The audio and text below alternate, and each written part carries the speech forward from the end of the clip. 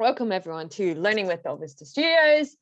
This is our podcast is about opportunities to speak with people that are inspiring us or we're curious about and we want to learn more to help ourselves be better, or we see an advantage for you guys as our community to learn from this person as well. And I'm so excited because today's guest is Anyetta, and why you should be excited too is about a year ago, Anyetta undertook our human-centered design cohort. You're an instructional designer, you came through that, you already were thinking human-centered and you got that and appreciated. And I think it just kind of was like, other people think like me and want to solve problems from a learner perspective, not just what our stakeholders tell us we should be creating training about. So first of all, I want to just recognize you for that, because I know that your decisions and choices as an instructional designer and the training solutions that you work on and create put emphasis, and I know you're really strong on your boundaries around working on projects that only allow you to come from a learner or a human-centered perspective. And I think that's to be commended. So well done for that. And you've really embraced human-centered design to a point of you're freelancing and consulting as a result of knowing that you only want to work on projects where they care about the humans that they're designing for, that you are really putting emphasis on impactful solutions. And as a result as well, like you're really trusting your instructional design process.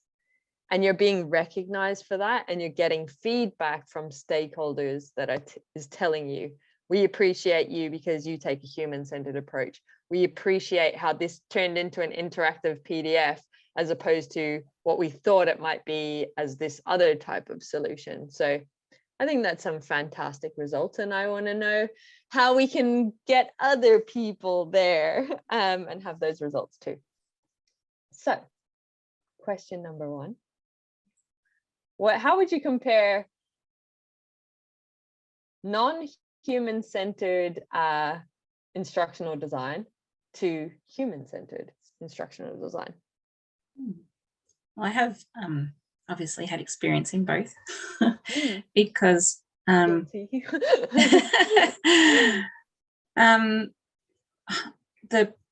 it's all about that end product.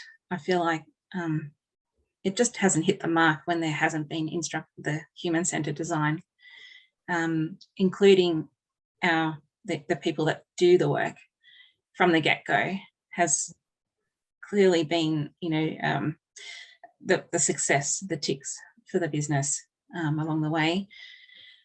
When we haven't had those people that directly access those people and just had the word, this is what they do. We find ourselves in a bit of a mess at the end where you're having to change things and rework, and it's a time wasting thing really for both, not just the L&D people, us, it's also the business, and that's where that's why I'm so passionate about human-centered design, having the people who know the work included in the design development. Yeah. Have you got an example of like those people and a project you might have worked on? Yeah. So we had a change in a restructure and a way of working, and I said I really want to have a co-design working group. I just called it something like that, and went to the business and said, I need 2 people from each of your areas to come and meet with me once a week for a couple of hours so that we can work on things together, test things, share ideas, hear what they have to say. They're the people that do the work. And that was amazing and successful in that we did that from then on. Like it was just a thing for our projects. It was like, who do you want for our SMEs? So and I think what the beauty of it was the sign off, the sponsors who were giving these great people to us knew that they could trust that those people were going to be talking the voice for them. So the training outcome was, as I said, a real success. So that was good. That's cool. So it is a success, because they're literally like handing you people for future projects and being like, who do you need? That's incredible. They saw the value in co-creating the solution. In that first time that you said, hey, can I like speak to people and can I have them involved? Was there any pushback, and how did you manage that? That was the questions we're asking. So what are you going to do? What is it for? Are you going to need their time more than that 2 hours? Like, it was really good, because I was able then to set some boundaries and say, okay, so we want your people for 2 hours. There'll be no extra work. It's about their brains coming into the room. And obviously we said, they're your voice. They'll get, the activities will be relevant to that area, but we need you to give us the right people. Like, so so that I think that was like, they thought, right, yeah, cool, actually. And so we we would actually saying how it was. And I don't think they saw it that way. And it made their sign off so much easier, knowing that the people that they'd chosen were in that room. So and that, I think it's all about time with execs and the like. It's about how we're adding value. And I think we showed them how they were going to add the value. So that's really cool. Was there any what kind of value did you have by having those people? So you've spoken about a couple of things in terms of less rework, less like it was on point what you needed it to be. What other value insights did you get from them? So just like you are in the workplace, and you might hear a story from somebody else, and it just happens to come, it's organically spoken about, it's not something planned. That's the stuff that came out in those 2-hour sessions. Like, we'd have activities where people could, openly speak about things and feel confident that, whatever they said stayed in the room if they needed to as well. So it's just hearing those real life things that happen. And I wouldn't have heard that if, as a designer, L&D person, we've got our own desk and everything. I don't hear that conversation on the floor. So that was, and you get the sense of their, what motivates them, what challenges them. You can see their facial reactions and stuff. That all that, when you pose a question to them, it's that face-to-face, real life interaction was what I think really made it successful. We did try co-design by a survey once, and that's only because we had many different types of SMEs that we had to touch, and it wasn't quite as good, I felt, because it was a time thing. They just did quick answers. You couldn't feel the emotion or the motivation or the so I think that's a lesson learned, that it's the added value of having the people, that real connection. That's what I've learned. That's really cool. Can you remember any specific examples or activities that you were doing with them, like in the room? Yeah, so I'm a bit of a color freak, so, and I love flip charts and sticky notes and all that sort of stuff. So we'd have all the learning objective-y type things, where you'd have one on a page, and you'd say in a black text to write down the stuff that you do, and then in a green text to write down the resources that you might refer to, and then in a red, just think about the skills that you might be really wanting to call out. So we get the people to go around the room on the learning objectives and write those sort of things out. And it was interesting to see whenever there was a core thing that each of them did from the different areas, they would underline it so that we could get that core stuff. So it was a great way to kind of, and time effective way to bring each and everybody's viewpoint onto a page and see, and they would say, oh, we don't use that resource, and tell us about it. And then they'd tell them about it. And then all of a sudden you've got this resource that could go across the whole lot that didn't know about it. So it was those findings as well that was quite exciting. That's really cool. So you had your learning objectives up on the wall. It was very specific to what are the actions that people will do, the decisions people will make, the things they might say, the resources they'd use, stories. Yep. And I love the color coding as well. Yeah, that worked really well, because when we sent it out, we'd always send it out for them as a thanks for participating.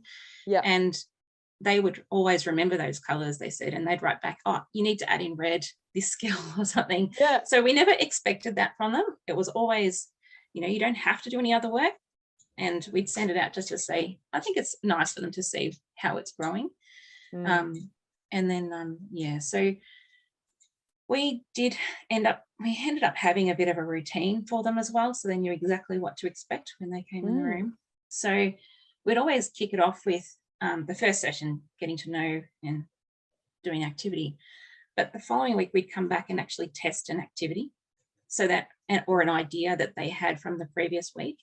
So they knew they were coming into the room and getting to have a go at whatever and giving us feedback. And then the second part of the session would be then more information gathering or an activity or a persona or, doing all that sort of stuff. But they always knew that they were coming into the session to test something first. And I feel like that was a really good motivator, because they could see that they were making a difference.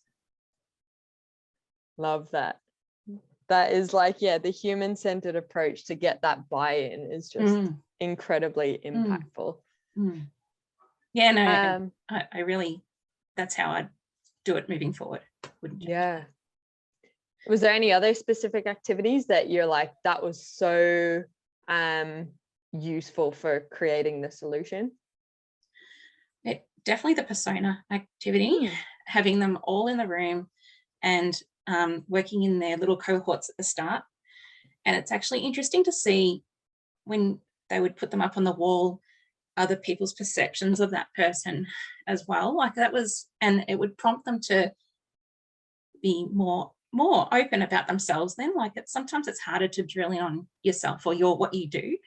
Other people might see it a bit differently and challenge you. And and I feel like the personas then gave them a deeper, more depth to it, where you could make the training, like just try to find that, how do you hit a large number of people that's still relevant? And I feel like the persona is definitely a great group activity.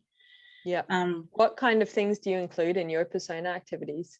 Yeah, so we get them, again, flip chart. They're on a wall or on a table where they feel comfortable. And it's definitely finding out, like, asking them all the things that we can't, like insights, challenges, stuff you can share that is not written anywhere. That's what we were trying to get out of the people. And, or is there something that you use that nobody else does, or something you've created even? So there were times there resources popped up that some of our people had created, and again you look and you go, why isn't this for everyone? Like, and of course they're like saying, oh, but it's silly and da da da, but it was ticking all the boxes in that room, like when we would have that activity, and of course that person feels, wow, my things are being shared. And so some of our work was less than from, because we were actually finding things that existed that it was relevant and targeted, and we just prettied it up a bit, and it was what we used. So that's so cool. Yeah. Any other activities? I also found that same group, we tested, then we gave them the chance to do a UAT. That didn't work. Okay, because they were too invested in it, as in, like, they already had to go at the activities and gave some feedback. And so I just wanted to add, I feel like it's when we test at the end of, like, we'd say, thank you very much, do you want to nominate someone to come and test your work? So we had a brand new fresh person that was linked to their role, same area. That worked because it was a whole new set of eyes, and we doubled our advocates as well. And yeah, so it just, and I felt like these guys felt like they were a champion, you know, to be able to nominate their teammate or whatever to come in and have a go and get ticked off sooner. They've done their training, you know, as their reward, because it was at good quality, I reckon, at that point in time, because we tested it all the way through with the SMEs. So yeah, that would be my only thing reflecting on. If you have a co-design group, yeah, there's a point we need to stop and touch base with the end users again. What kind of differences in feedback did you receive when you brought in the new user that the other people were blinded to see? Yeah. Oh, good question. So it was more about the activities didn't confuse them. They, you know, like it was realistic, because we were always trying to find how do we realistically practice this in an activity. So we noticed that because some of the co-design people would be in the room just to do that observation thing and be there to answer questions. So yeah, they definitely were able to get in and do the activity. The instructions were clear. So I knew from an instructional design point of view, that was all fine. It was the times where there might have been a question that was included that might have taken it off on a different tangent, and you didn't want, that wasn't intended. And that's why you needed the SME, and, you know, things like we can't have SMEs all the time. So, so it was really, they found all the sticky bits that our guys thought, you know, this is all good, you know, you get caught up with that. So, I think, having that rawness, that coming in and they saw things that we probably, you know, got excited about and didn't think had to pull it back down. Yeah, that's cool. Timing wise too, it used to run on time, because the time before that we did it with co-design, they would be saying, oh, I thought we were going to do this, and I thought that was supposed to be for that, and they'd get caught up in the actual what it could have been. Whereas the new people just don't know. They're just like, oh yeah, that's cool, that makes sense, or that, you know, ask questions. And Amazing. Is there any activities that you have as a non-negotiable you must do on all projects now moving forward? So for example, I just think about what you're describing is like such a beautiful and novel opportunity to have people dedicated each week, nominated, contributing to the solution, but not always do we have access. And sometimes you might be the only person as the instructional designer creating the solution. So are there any activities where you're just like, even if it's just me working on this, I always do these activities because they're just that beneficial? Yeah. And it is the contact with the SME. I always, that's a must for me to make, and the SME has to know the work, like know or have done the work. I think that's important, because again, you could have the most subject matter expert that knows a lot about everything, but all you're trying to teach is or learn is this. And what does that look like? You know, all those sort of questions that the IDs ask. I really believe that if you've got that SME, a SME that knows how it's done, that's to me the key thing, and the success statement. I know that's a new commutation to my. I can't believe I've lived without that. To me, so to keep the SMEs in line, which is amazing now. I always kick off the meetings and the whatever the project is to get everyone on the same page. I can't emphasize that enough, how much it's helped me be confident and focused, and getting the stakeholders on board like that. I just feel like it's an instant connection when you can all work together for something and achieve that at the start. It's like a tick. you know, like, yes, we've all made our first little step together, and then it just goes on from there. So so it's definitely the two. If I've got my success statement and I know what we're aiming for and what we're all focused on, and then my trusted's me can be one if it has to be, but as long as I've got someone who can tell me the do, and the why. That's cool. Would you consider your subject matter expert or SME the person like that is known as the expert, or is it someone that does the job really well, or sorry, the training, the task really, really well? Who my words are, so what does good look like? And I'd be looking for that person who demonstrates that. You know, what does good look like? It's not someone who has been in the industry for 20 years and knows everything. Like I said, like, I think they're amazing. I think well done. But if someone's been there for, the first 2 weeks and they've been trained really well and they know what they're doing, awesome. That's what I want. Love that.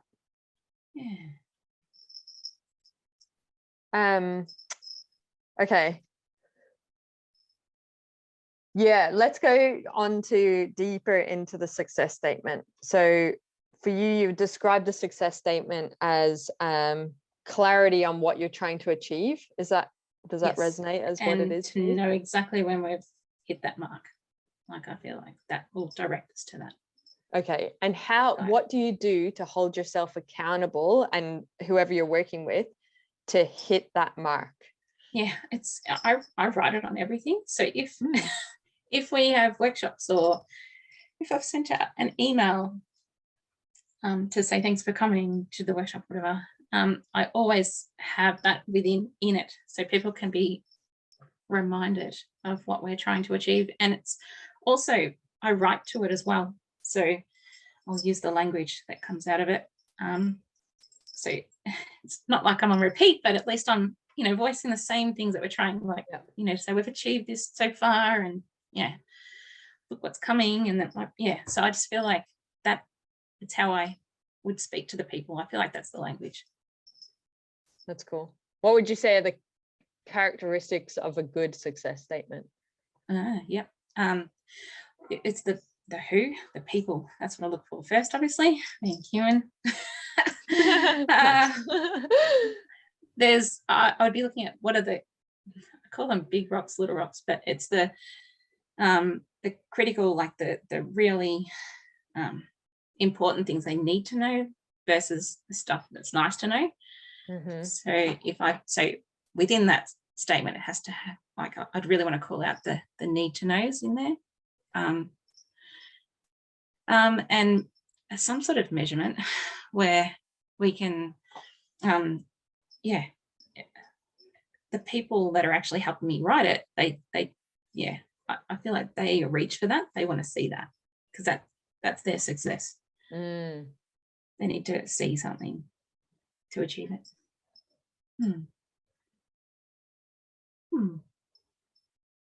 I like it. So you're clear on what success looks like. You've worked with SMEs and that to run certain activities, which you've described, such as what will people do, the personas, you're testing as you go. Outside of that room, how are you using those activities and the insights that you're gathering, such as the stories in that, to turn into a solution? What's your process? Goodness. So they're horrible looking flip charts with my horrible writing and color coding and stuff, and I do bring them back to get them in the way that we can at least have them on file to share to our people as well. So then it's I don't know if you call it sense making or whatever, but that's when like I'm looking for like mapping the learning, I guess. What is it that I need to know first before I need to know something else? And so I'm drawing out I also use format. I don't know if that's a common thing, but where it's format. If that's just like literally number 4 in a MAT. Yeah. And it's a quadrant where you're looking for the why, what, how, and what if of learning. That's cool. And so that's probably my go-to to really start disseminating things, like to bring it apart, pull it apart. So why do they need to know this? What is it again? And how do they do it? And then a scenario, what if they don't do it? What does it look like? The consequence. So I would start looking at, the big rocks, the big key things I need to know, and then build around the learning objectives around that. Usually the learning objectives paint the picture of an activity as such, so that the people can go, tick, I know how to, I can do that. Or find the cluster of learning objectives that could be built as a learning.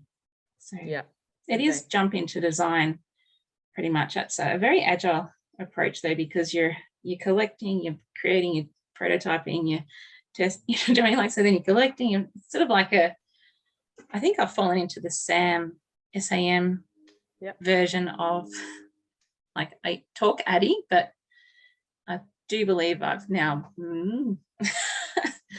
see the benefit, and I think human-centered design fits better in that space. I want to just go back to, I guess, back up a level in your process. Before you get to the content side of it, how do you get to your learning objectives? Cool. So what I was talking about, having the tasks, so the black texture, the green, the red, how we're talking about the tasks, the resources and stuff. That's the information I use to draw out. So what do they need? What are we doing here? What are we trying to learn? And then literally write those learning objectives, make sure that they're right. So I've had a guess, going around the room. So that's what I mean by learning objectives, meaning that's what's been given from the higher level. That's what we believe we need. Now let's work out what we actually need. So that's the learning objective. So before that workshop, the learning objectives or performance objectives that we use, if you want to call, because it's more about doing, that comes from our sponsors. So what they believe their people need. That's us talking that through and developing it. So does that help? So that's where at the higher level, they give it to us, then we validate it with our SMEs. And if there's any differences, how do you manage that between sponsors that have given you learning objectives and then your people say, that's not an issue here, or it's a bit different? So the output of that is like what I call like a learning overview, where you're giving the final learning objectives an approach, and you talk about, what are the phases you're going to be working through. My most favorite of that part is actually having the outcome. So what are the people going to see or feel or do when it comes to that? So just say if it's an awareness is the top one or something, and it's about internal comms doing something. So what will I will know, da, da, da, da, da. So I always like giving them that, what the quote of what people will, an outcome statement sort of thing. And I feel like that then gets sent back to the sponsors. And of course they get a feel for, oh, good, my people are going to be saying that, they're going to be doing this, I'm going to that they can see what the approach, that working with the SMEs, co-design,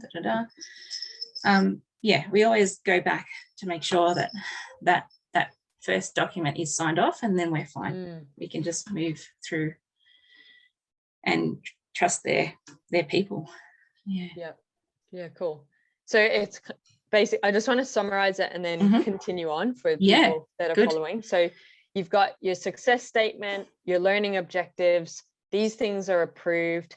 You run activities with your SMEs aligned to the learning objectives. Those activities are color coded.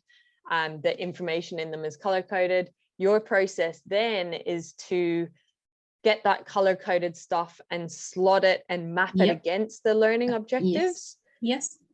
And then what do you do? Like, how do you turn it into maybe an e-learning or an animation So those ideas have already started talking in that first group. They're already saying, oh, this is so cool. We really think it needs to have a buddy on the floor. Like it could be just, or our seniors need job aids, or this needs to be an e-learn, so you are hearing all these ideas and we capture that. So when it comes back to the fact that it's been signed off, it's ready to roll, it's now, if it's an e-learn, it's the same sort of thing, going through with the storyboard with ideas of, mapping it out, showing, getting them, helping them talk through a logical way. The L&D ideas, obviously we have to do the L&D side of things, but their input is just as important, I feel. We keep them on track if they go a bit off. It's the same thing. It's just an activity in that workshop where we call it and they say yes or no. Yeah. So job aids and things like that. It's obviously including, people in an organization. You might have graphic designers or whatever. So they would have to come to the meeting to help listen and go away and so produce. It's about including the right people at the right time. Love that.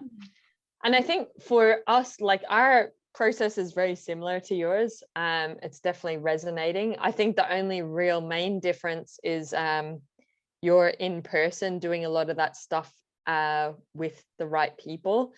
I'd say we could probably do better at involving those people along the way. We do a lot of stuff internally and only call on people when we really need to.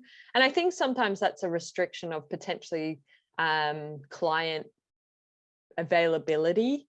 So we might not have access to them as much as possible, but we're still really strict on, well, let's still do these activities within the team. And as a result of like, we're kind of mirroring each other's processes. For us, we have, when we go to write a job aid or we go to write an animation script or something, we kind of just massaging all of the outputs of the content. We're not having to create it from scratch or go find something on the internet. It's just kind of making a real sentence out of a note or a dot point. Do you find that as well? Yes, that's and I just find our job, ID job, easier when you come with that information from your SMEs. That's, I can't talk more highly about like a task analysis type thing too, when you're really wanting to drill down to a process. And that's that black texter, green texter thing where you're trying to highlight, find all those different types of things for the specific task. Yeah. So it is really just the task analysis, like it's kind of, for me, it sounds like action mapping. It is like an empty map. Like what are they specifically, if I watch them do it, what exactly are they doing at each step of the process? And that's where there's and the storytelling, when they I think sometimes when you get them to tell a story or an example or explain something, that's where all that comes out as well. And because sometimes they find it hard to put the do on a page or the what I say.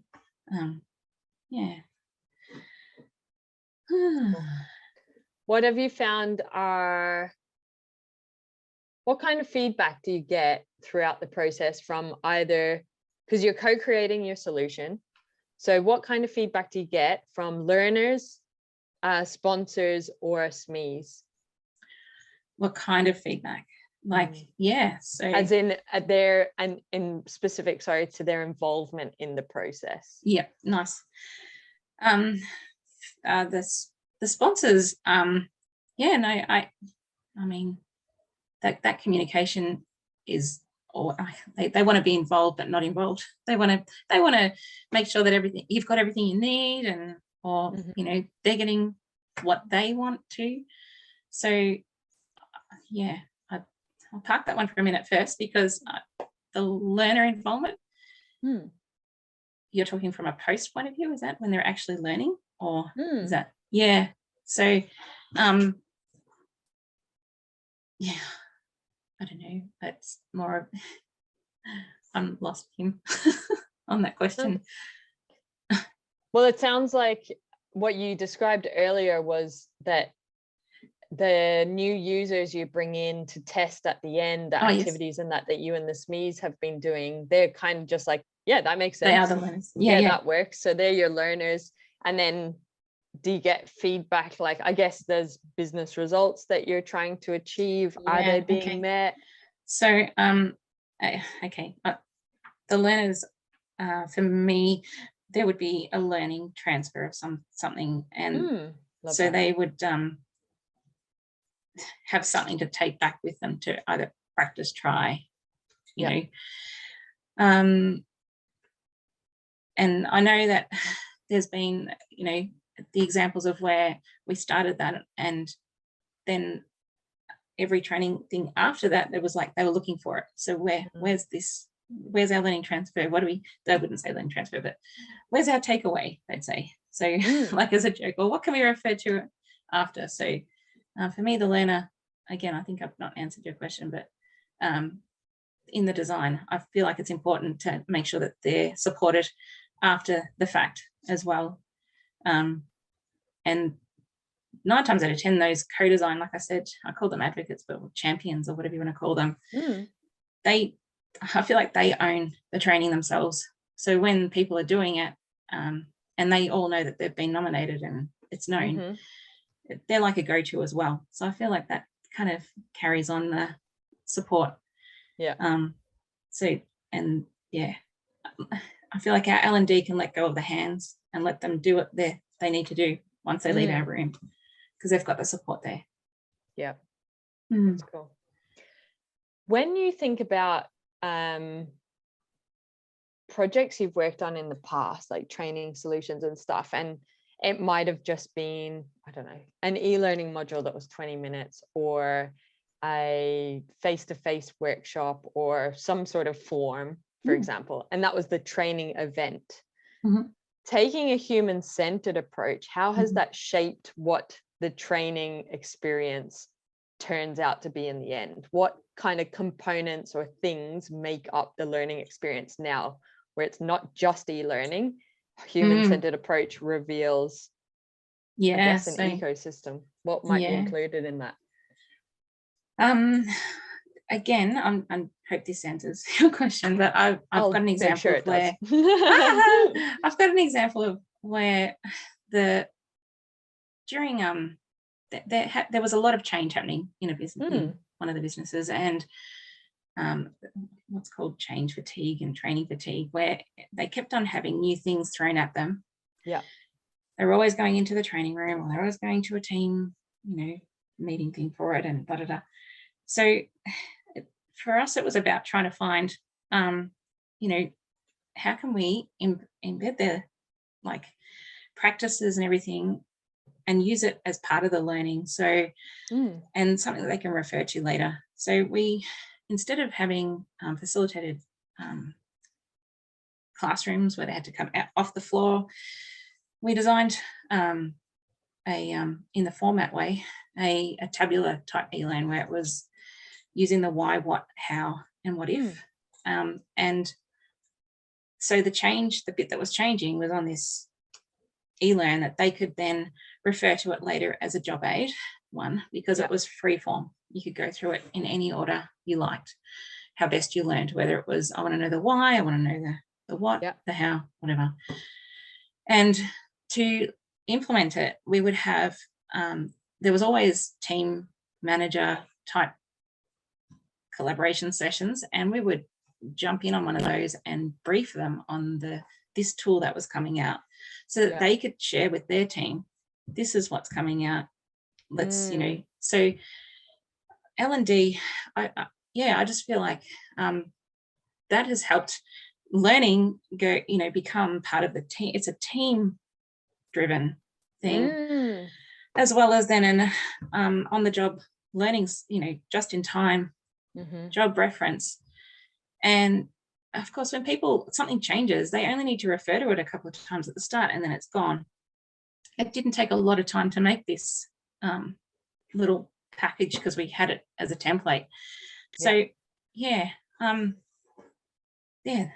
think if that's, and it was referring to their business resources. So it was giving them, it was facilitating their learning, pointing them to where to find the resources to help them and what's changed.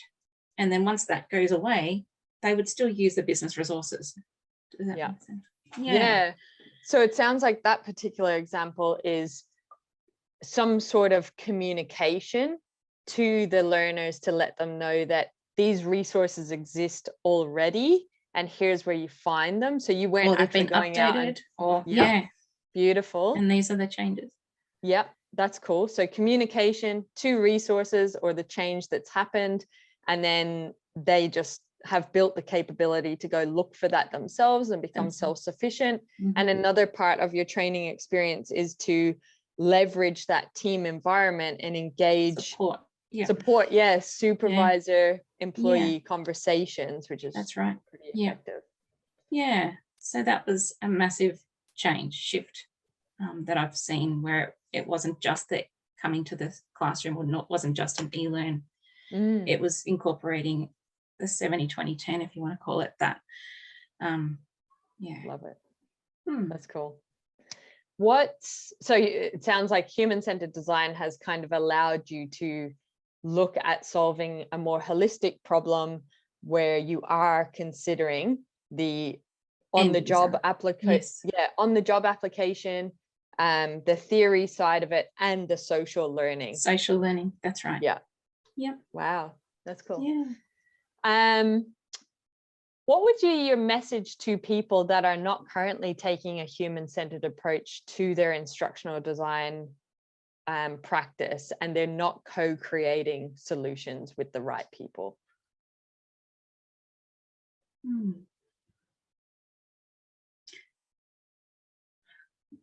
Message. So crack the whip, Anyetta. I wouldn't want to say, okay, above the line, below the line, right? Okay. If I wasn't doing a human-centered design approach for that, I don't think you can blame anyone or have any excuses or below the line sort of behavior, because I don't feel like you've been responsible for the learning. And I feel like human-centered design puts you above the line. Okay. It makes you accountable, you're responsible, you look for the opportunities. That's that's what I feel.